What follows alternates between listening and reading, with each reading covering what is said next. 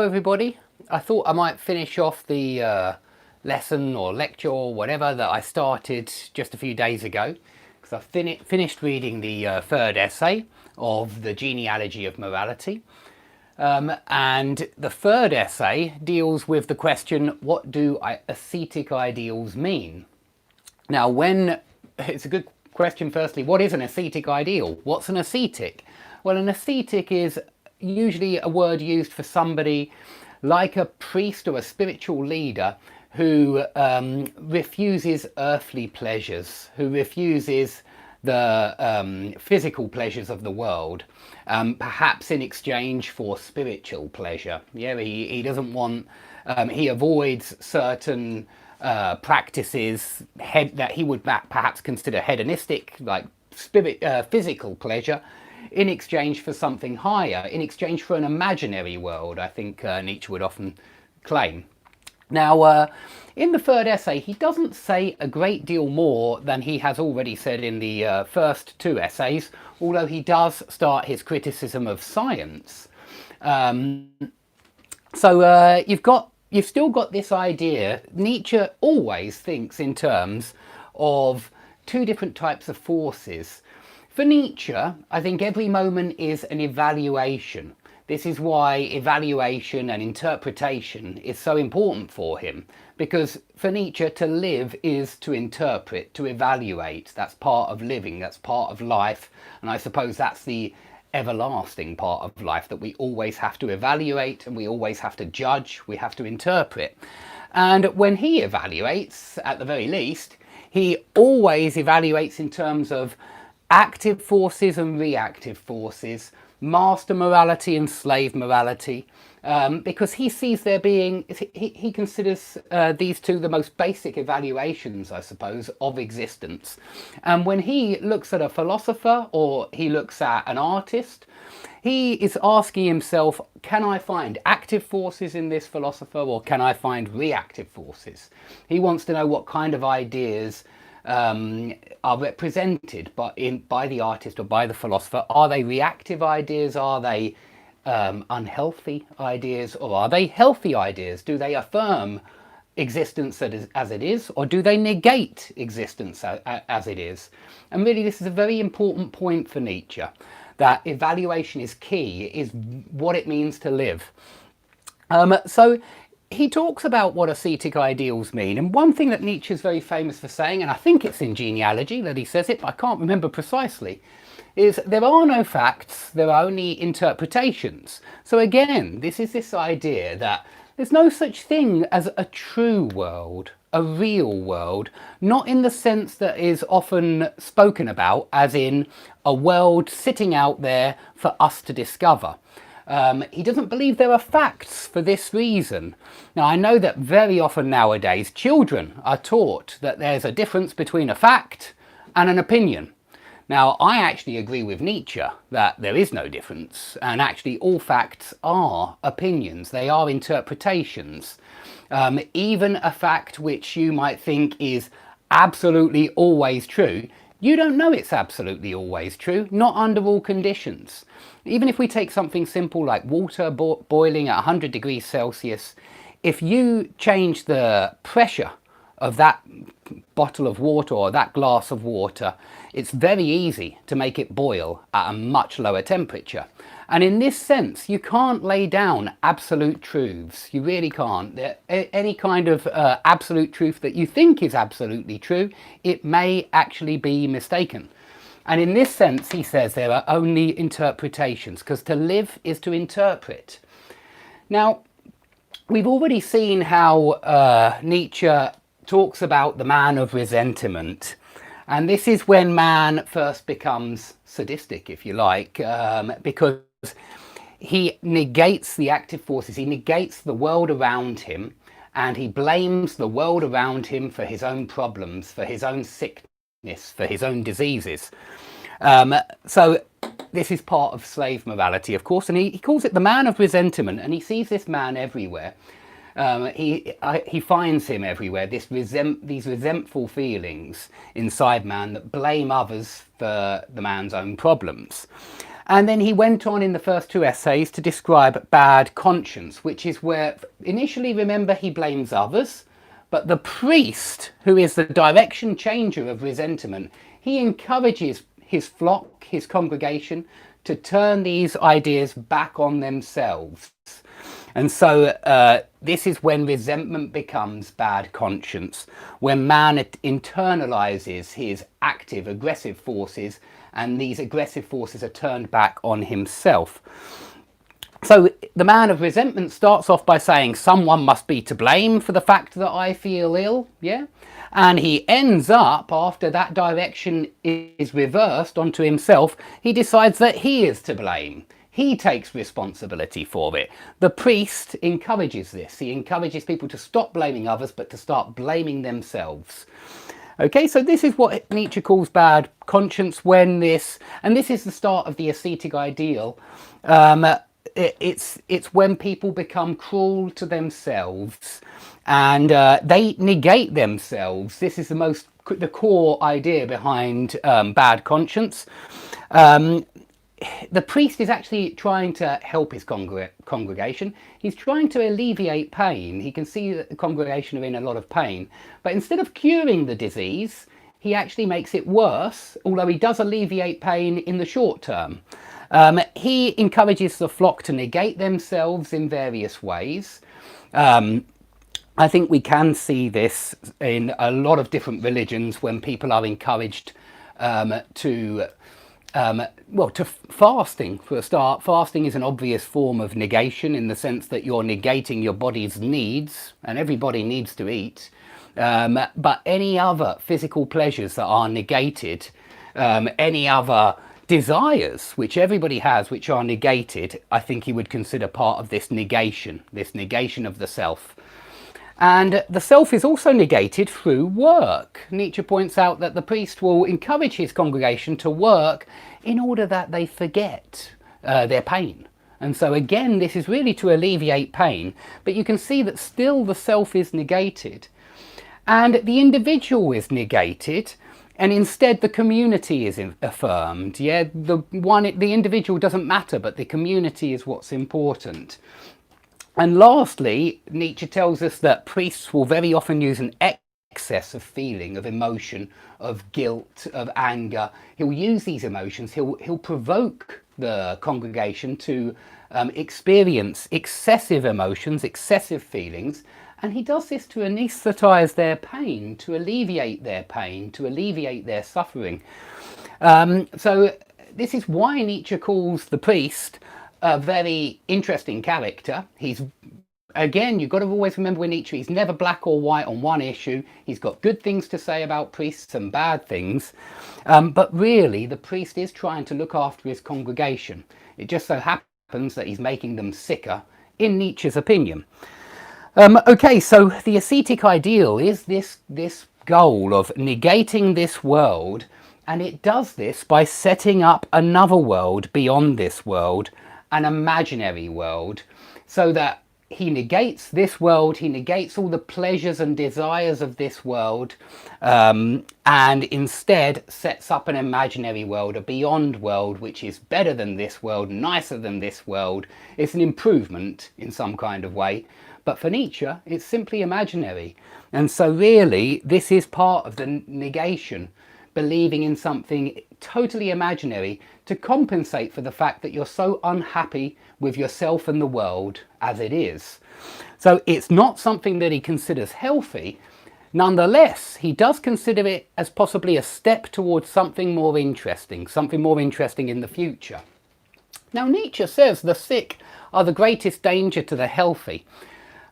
He believes that the healthy must be protected from the sick.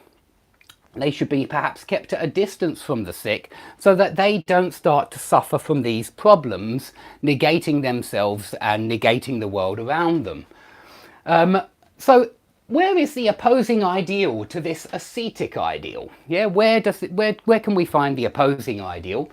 And I think a lot of people would immediately say science. Yeah, what can we find that contradicts or opposes, let's just say, what can we find that opposes religion?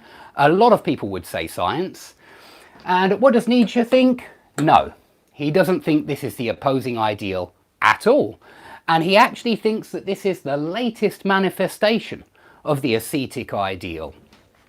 Because Nietzsche has noticed that science, the will to truth, the will to facts, is just the same kind of thing where we're believing in something which is absolute, which cannot be questioned.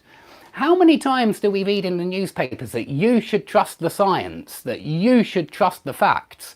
In other words, don't question the science, don't question the facts. Now that's not really science, for a start. It's being told what to think. It's completely different to science.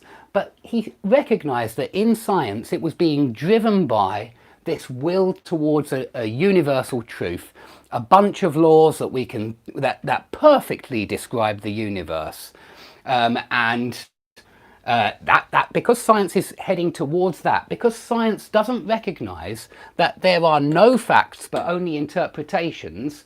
Nietzsche criticised science for being the latest manifestation of the ascetic ideal. And he does criticise atheism as well and say atheism is just the last stage of the religious project, where God is dead, God's gone, but still we have the same drives, the same negation of the world, negation of the self, in favour of a better world, an imaginary world that one day we'll completely understand and discover, and we'll do so through science. Now, I think he's very convincing here. Whenever I listen to people who are militant atheists, they sound very religious to me, and I can think of a few famous ones, but they are absolutely convinced that there is an absolute world, a universal truth that nobody could ever question, and that science is working towards that goal, and that we can assume that science will reach that goal in the future, where we'll know this. The will to truth will lead us to this perfect knowledge. But Nietzsche claims that this is simply a faith. Yeah, we have faith in facts. We have faith in universal truth. And science isn't really something you should need any faith to understand. Yeah, science isn't about faith, or it shouldn't be. But a lot of people out there, you can see, they have faith in science. They believe in science. And it's because they believe in a universal truth. They believe in one system of truth, and it's true for everybody. They don't understand that every single person will have a different perspective, that every single person interprets, and interpretations can be different. They can be active and they can be reactive, according to Nietzsche anyway. But obviously there are a wide range of interpretations that you can get out there. And that's why he sees this science and the will to truth, the will to facts, as the latest manifestation of religion, basically. Nietzsche claims there is no presuppositionless knowledge. Now, he's trying to explain that you don't get objective knowledge, that every bit of knowledge has come from a person, and people make mistakes. Yeah, there's a lot of times when we are mistaken. Every day, I'm sure I make hundreds of mistakes. And so, for this reason, that knowledge is never from a position of nowhere. For this reason, that knowledge is always the knowledge that somebody knows this knowledge, somebody interprets, somebody evaluates. For this reason, all knowledge, all science rests on assumptions, presuppositions, yeah? And for this reason, this is not the opposing ideal. So what is the opposing ideal to the ascetic ideal? Well, I think here Nietzsche gets a little bit obscure and a little bit mystical, perhaps. He talks about the law of the eternal return in a lot of other books, especially in some of his poetry, which doesn't make it any easier to pin him down, obviously, and understanding precisely what he means. And because of this, I think it really is his fault. If you look at some of the modern literature on the eternal return, there's 1,000,001 different interpretations of the eternal return, and none of them are similar. All of them seem to be radically different to the next one. So it's really unclear what he meant by this. But I think from an ethical perspective, Nietzsche was certainly more interested in ethics than anything else, because for Nietzsche, to live means to evaluate, to create values, yeah, to interpret.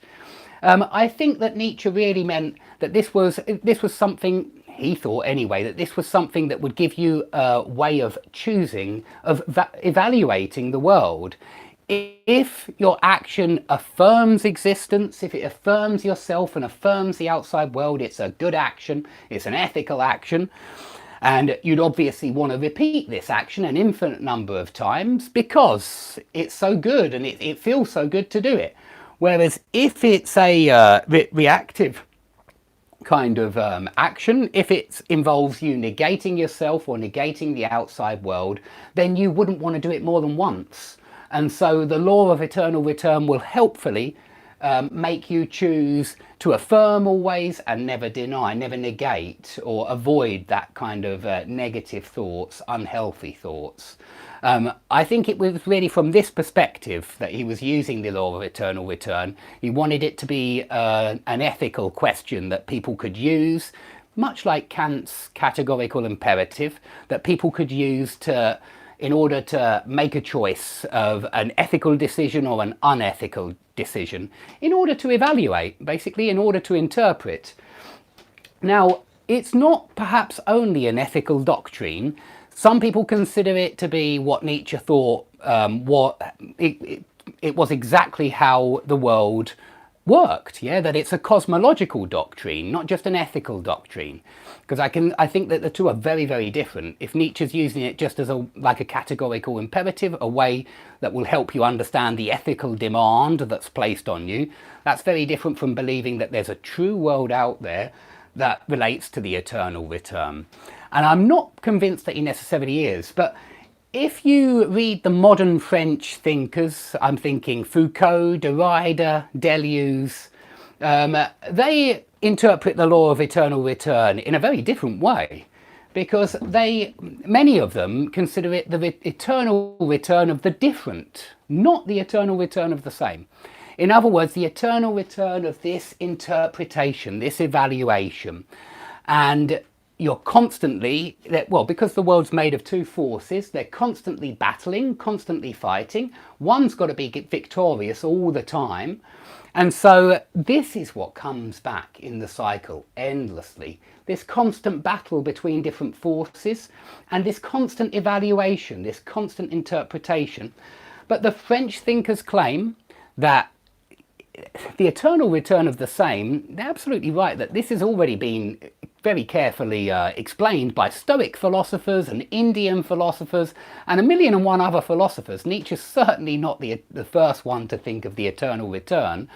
And I think if you do see it as just in a mechanical way, as just a big bang, and then the universe expands, and then perhaps a big crunch, it all contracts back together, and it repeats the same process again and again and again, so that all the atoms return to identical positions again and again and again.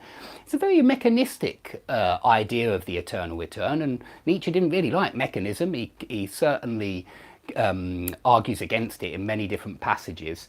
And secondly, it does look like it's already just as it is, like a true world again, like an imaginary world. It sounds like to me this world where everything repeats. There's no way of proving that it's the case, certainly not empirically, because you'd have to take yourself out of the infinite loop to prove that you're in an infinite loop, and obviously that's already contradicting it. So yeah, I'm not actually convinced that he meant this as a cosmological doctrine, although he does speak about it in that way in his notes. But I think he was playing with these ideas, as he often did, and so I think he was explaining the mechanistic evaluation, interpretation, perhaps I can say, the mechanistic interpretation of the eternal return, but perhaps he had a more active interpretation himself in a cosmological sense, and perhaps it was similar to the French thinkers. I won't go into detail with why they believed that everything came back different each time, but I will say that Nietzsche always describes this mechanistically by saying that there's an infinite amount of time, but a finite number of atoms. And that's something that nobody actually knows. Are there a finite number of atoms up there, or is there an infinite number of atoms? Nobody actually knows the answer to that. But I agree with Spinoza that it's boundless, the universe, and I actually think that the number of atoms are infinite. And so I don't believe that you would have an eternal return of the same process. But that's got nothing to do with Nietzsche. That's just what I believe. I don't believe that there's an edge to the universe. I don't believe that there's an end to the universe, not in time, nor in space, and so, nor in the number of atoms. And so I don't believe in the top. I think the French guys are much closer with the idea that nothing's going to ever come back the same, because we live in an eternity. Anyway, thanks everybody for watching. I won't say anything more about this topic. I think I'll leave this and we'll go back to a little bit of grammar. I'd quite like to go back to phrases and clauses and have a look at some of the different phrases and clauses we can come across. And so I'll see you all soon for a grammar lesson if anyone's up for it. But I will go back to philosophers. I do enjoy doing the philosophy lessons as well. And if you enjoy them, please subscribe, like, and I hope to see you all soon.